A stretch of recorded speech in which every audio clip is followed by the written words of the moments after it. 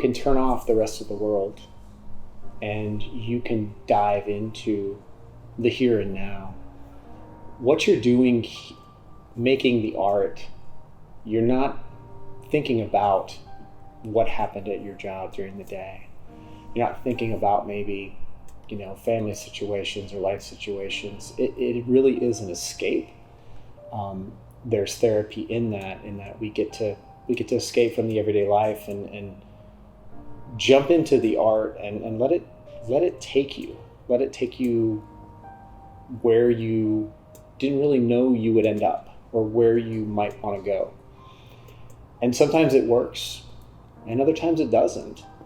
But I think the beauty in that is taking the journey and really not knowing what's going to end up at the other end.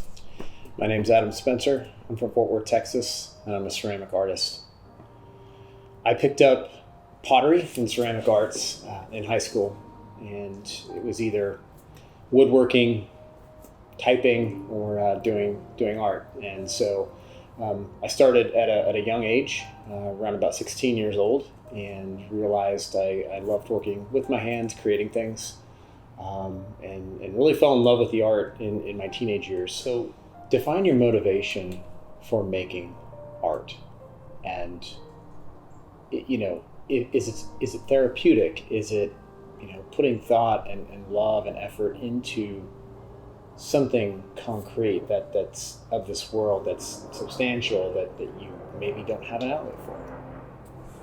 Maybe it's you're not as fulfilled in your day-to-day in this digital world.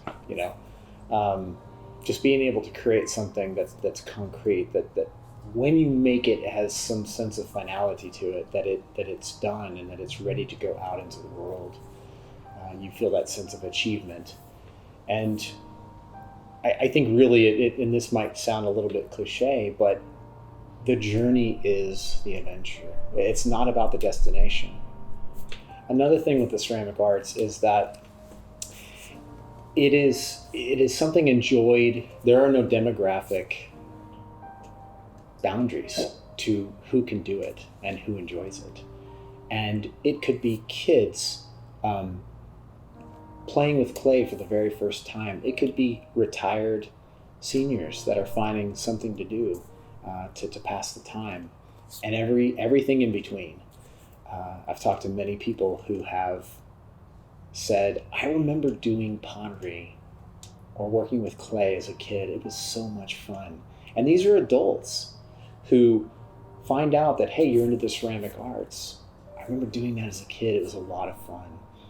And so I think even with the youth, we need to get more kids into creating with their hands.